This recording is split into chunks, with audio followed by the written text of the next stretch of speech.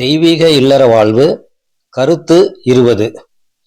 கணவரை தந்தையைப் போல நடத்த வேண்டும்.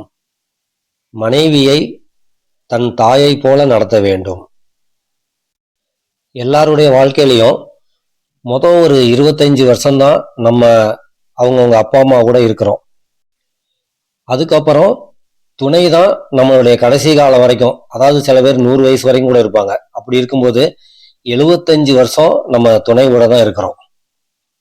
அப்பா அம்மாக்கள் ஏன் நமக்கு திருமணம் செஞ்சு வைக்கிறாங்கன்னா, ஒரு காலத்துக்கு அப்புறம் அவங்க நம்மளை விட்டு போயிடுவாங்க.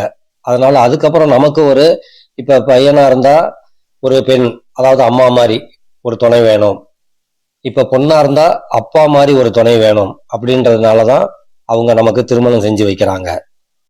அதனால வாழ்க்கையில பாத்தீங்கன்னா அதிகமான நாட்கள் நம்ம துணை கூட தான் இருப்போம். அதனால்தான் நம்ம அவங்க கூட சின்ன ஒரு சண்டை கூட இல்லாம இருக்க பார்க்கணும். ஒரு பெண் எப்படி தன்னோட தந்தை கிட்ட ஒரு மரியாதையோட நடந்துக்குவாங்களோ அதே மாதிரி கணவரிடமும் அதே மரியாதையோட நடந்துக்கோங்க. அதனாலதான் அவங்க உங்களோட வயசுல அதிகமானவங்களா பார்த்து கல்யாணம் பண்றாங்க. அப்படி பண்ணும்போது தானாவே அந்த மரியாதை வரணும் அப்படிங்கிறதுக்காக தான் பண்ணிடுறாங்க. அதாவது உங்க அப்பா கிட்ட நீங்க எவ்வளவு மரியாதையா நடந்துக்குவீங்களோ அதே மாதிரி உங்க கணவரிடமும் அதே மரியாதையோட நடந்துக்கோங்க. இந்த மாதிரி நடந்துக்கிறது உங்களுக்கு வீட்டில் நல்ல ஒரு தெய்வீகமான வாழ்வை ஏற்படுத்தும்.